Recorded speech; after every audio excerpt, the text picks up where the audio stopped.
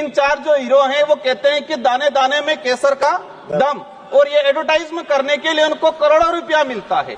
अब ये जो हीरो हैं ये एज आइडल बने हुए युवाओं के, और वो कहते हैं कि इसमें तो केसर का दम है। तो ऐसे एडवर्टाइजमेंट पे सरकार को प्रतिबंध लगाने की जरूरत है, और ऐसे एडवर्टाइजमेंट करने वाले बॉलीवुड स्टारों पे भी कार्रवाई करने की जरूरत है। आज की तारीख में जहां पर प्रतिबंध है, गुजरात में शराब प्रतिबंध है, वहां सबसे ज्यादा शराब बिकती है।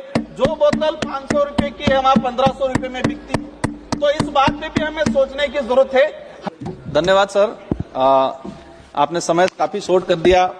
मैं आपको केंद्रीय उत्पाद शुल्क संशोधन विधेयक 2025 पर मेरे जो विचार प्रकट करना चाहूंगा आपके माध्यम से। माननीय मंत्री महोदय, सर कैमरा नहीं आया, कैमरा आ गया सर, आपके माध्यम से मंत्री महोदय और सरकार तक मेरे कुछ विचार पहुंचाना चाहूंगा।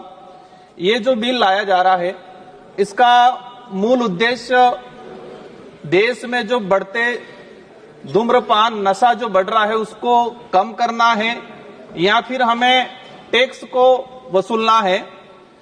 मैं अगर इस बिल के माध्यम से देश में जो नशा मुक्ति का अभियान अगर तेजी से बढ़ता है और इस पे प्रतिबंध लगता है तो अच्छी बात है, स्वागत योग्य है।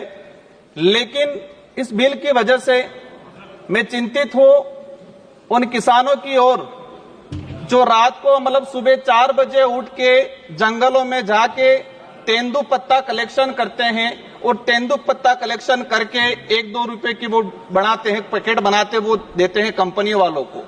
ये जो कानून लाया जा रहा है उसका असर कहीं उन किसानों पे नहीं पड़े जो जंगलों में जाके सुपारियों के बागवानों में जाके जो कलेक्शन करते हैं, इनके आमदनी पे इसका असर नहीं पड़े, उस बात से मैं चिंतित हूं।